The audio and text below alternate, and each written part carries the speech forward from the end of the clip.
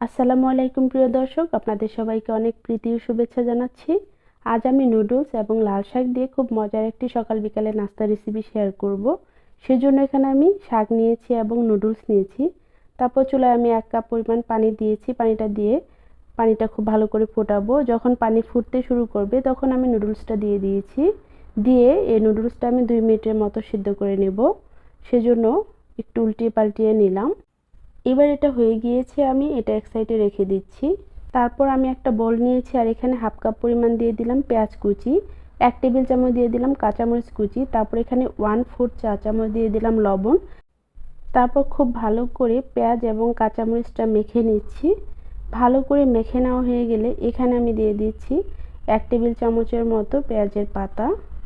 পেঁয়াজের পাতাটা দিয়ে আমি আবারও খুব ভালো করে মেখে নিচ্ছি। মেখে নিয়ে এখানে দিয়ে দিচ্ছি 1/4 চা চামচের মতো হলুদের গুঁড়া, হাফ চা চামচ দিয়ে দিচ্ছি লাল মরিচের গুঁড়া। ইচ্ছে করলে লাল মরিচের গুঁড়া কমিয়ে বা বাড়িয়ে দিতে পারেন। তারপরে এখানে হাফ চা চামচ দিয়ে দিলাম তেলে নেওয়া জিরার গুঁড়া, আর দিয়ে দিচ্ছি নুডলসের যে মশলার প্যাকেটটা রয়েছে, আমি সম্পূর্ণ প্যাকেটটা দিয়ে দিলাম। তারপর খুব ভালো করে মেখে নিচ্ছি সবগুলো মশলা। মেখে নিয়ে এখানে আমি লাল শাক দিয়ে দিচ্ছি, 1 কাপ পরিমাণ হবে লাল শাক। লাল শাক দিয়ে আমি খুব ভালো করে মেখে নেব। বেশ একটু টাইম নিয়ে খুব ভালো করে মেখে নেব। মেখে নিলে দেখা যাবে যে এই শাকটা অনেকটাই কমে এসেছে। এবার মেখে নেওয়া হয়ে গিয়েছে আর দেখতে পাচ্ছি শাক অনেকটাই কমে এসেছে। তারপর এখানে দিয়ে দিচ্ছি 1 টেবিল চামচ ধনিয়া পাতা কুচি। ধনিয়া পাতা কুচি দিয়ে আমি আবারও মেখে নিচ্ছি। তারপর এখানে দিয়ে দিচ্ছি হাফ চা চামচের মতো আদা বাটা, হাফ চা চামচ রসুন বাটা দিয়ে আমি আবারও খুব ভালো করে মেখে নিচ্ছি সবগুলো উপকরণ।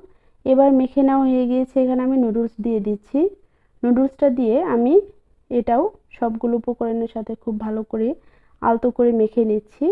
যখন মেখে নেওয়া হয়ে গিয়েছে তখন আমি এখানে দিয়ে দিব 2 টেবিল চামচ পরিমাণ বেসন। আপনারা চাইলে ময়দা অথবা কর্নফ্লাওয়ার দিতে পারেন। ময়দা অথবা বেসন দেওয়ার কারণে এটার বাইন্ডিংটা খুব ভালো হবে এবং স্ন্যাক্সটাও খুব মচমচে হবে, সেই জন্য দিয়ে দিলাম। দিয়ে আমি খুব ভালো করে মেখে নিচ্ছি।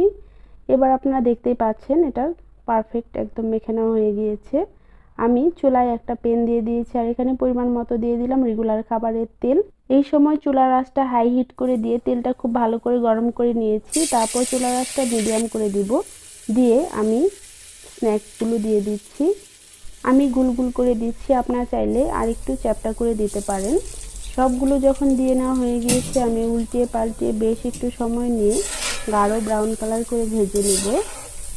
আপনারা দেখে ভেজে নেবেন, কারণ এই স্ন্যাক্সটা অনেক মচমচে হবে।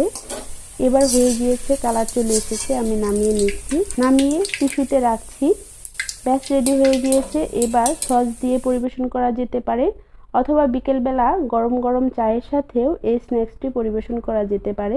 এই স্ন্যাক্সটি বাচ্চা বড় সবার খুব ভালো লাগবে। আপনারা অবশ্যই বাসায় তৈরি করবেন আর কেমন লাগলো অবশ্যই আমাকে জানাবেন।